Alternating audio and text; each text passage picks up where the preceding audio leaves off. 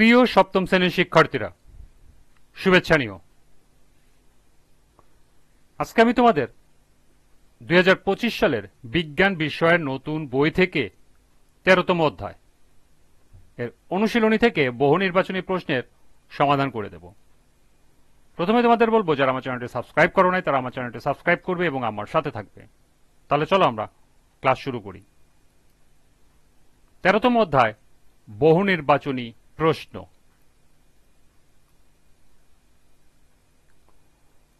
লক্ষ্য করো, পাঠ্য বইতে 4টি বহু নির্বাচনী প্রশ্ন দেয়া আছে।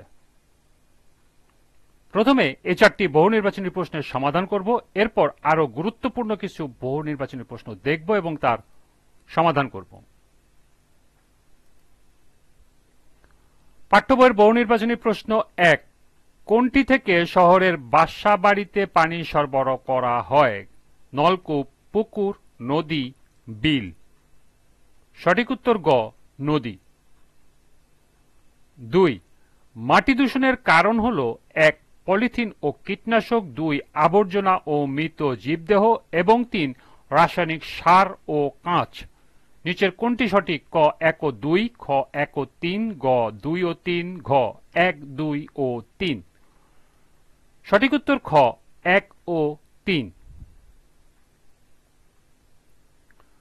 দৃশ্যটি লক্ষ্য করো এবং 3 এবং 4 নম্বর প্রশ্নের উত্তর দাও। এখানে কারখানা থেকে ধোঁয়া বেরোচ্ছে যা বাতাসের সাথে মিশে বায়ু দূষণ ঘটাচ্ছে, আর এখানে দেখাচ্ছে বৃক্ষ নিধন।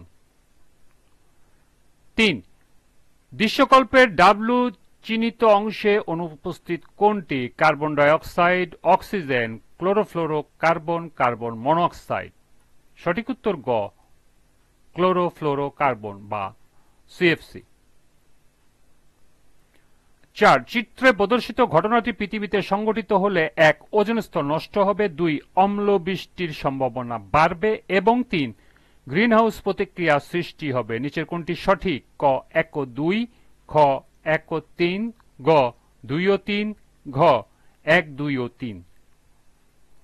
সঠিক উত্তর গ, 2 ও 3। এই ছিল 4টি পাঠ্য বইয়ের বহু নির্বাচনী প্রশ্নের সমাধান। এবার সম্ভাব্য গুরুত্বপূর্ণ কিছু বহু নির্বাচনী প্রশ্ন। 5, পরিবেশের ক্ষতিকর পদার্থের পরিমাণ বেড়ে যাওয়াকে বলে বায়ু দূষণ, মাটি দূষণ, দূষক পদার্থ, পরিবেশ দূষণ। সঠিক উত্তর ঘ, পরিবেশ দূষণ। 6, ওজোন স্তর ক্ষতিগ্রস্ত করছে কোন gas? Carbon dioxide, carbon monoxide, chlorofluorocarbon, helium. সঠিক উত্তর গ, ক্লোরোফ্লোরো কার্বন বা সিএফসি।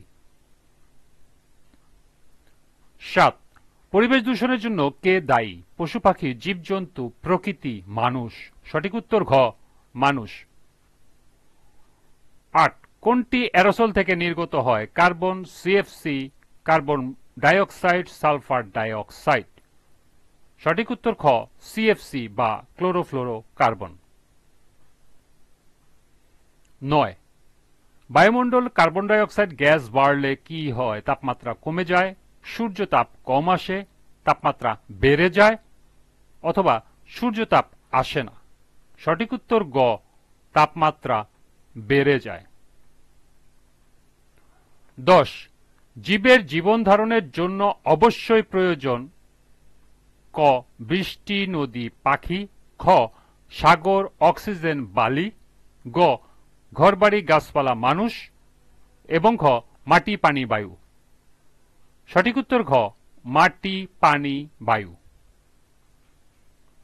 11, বায়ু দূষণের কারণ কোনটি? ক জমিতে কীটনাশক প্রয়োগ, খ জমিতে রাসায়নিক সারের ব্যবহার, গ উচ্চস্বরে হর্ন বাজানো, এবং ঘ ইট ভাটায় ইট পোড়ানো। সঠিক উত্তর ঘ, ইট ভাটায় ইট পোড়ানো। 13, আবর্জনা পোড়ালে কি হয়? পানি দূষণ, মাটি দূষণ, বায়ু দূষণ, শব্দ দূষণ। সঠিক উত্তর গ, বায়ু দূষণ।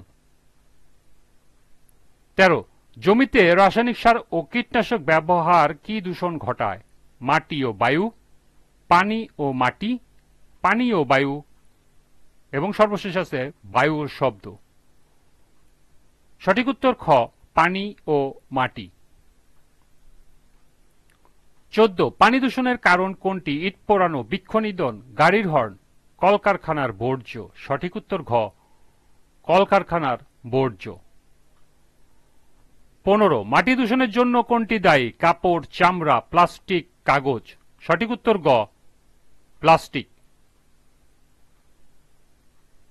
16 পানি দূষণের প্রাকৃতিক কারণ কোনটি? গাছ কাটা, বর্জ্য পোড়ানো, নদীতে বর্জ্য ফেলা, বন্যা। সঠিক উত্তর ঘ, বন্যা। 17 কলকারখানা ধোঁয়া থেকে কি গ্যাস নির্গত হয়? Ammonia, nitrogen, carbon die oxide, methane. সঠিক উত্তর গ, কার্বন ডাই অক্সাইড। 18 মাটিতে আবর্জনা পচাতে কে সাহায্য করে? ফার্ন, ছত্রাক, ব্যাকটেরিয়া, স্পাইরোগাইরা। সঠিক উত্তর গ, ব্যাকটেরিয়া। 19 অ্যাসিড বৃষ্টির জন্য দায়ী কোন গ্যাস? আবর্জনা, রাসায়নিক সার, sulphur die oxide, carbon die oxide. সঠিক উত্তর গ, সালফার ডাই অক্সাইড। এবং সর্বশেষ 20 নির্বিচারে বন জঙ্গল কেটে ফেললে কি হবে? পরিবেশের আর্দ্রতা কমে যাবে, পরিবেশের আর্দ্রতা বেড়ে যাবে, বায়ুতে অক্সিজেন গ্যাস বেড়ে যাবে, বায়ুতে কার্বন ডাই অক্সাইড গ্যাস বেড়ে যাবে। সঠিক উত্তর ঘ, বায়ুতে কার্বন ডাই অক্সাইড গ্যাস বেড়ে যাবে। এই ছিল পাঠ্য বই সহ সর্বমোট 20টি বহুনির্বাচনী প্রশ্ন এবং এর সমাধান। আজকের ক্লাসটি এ পর্যন্তই।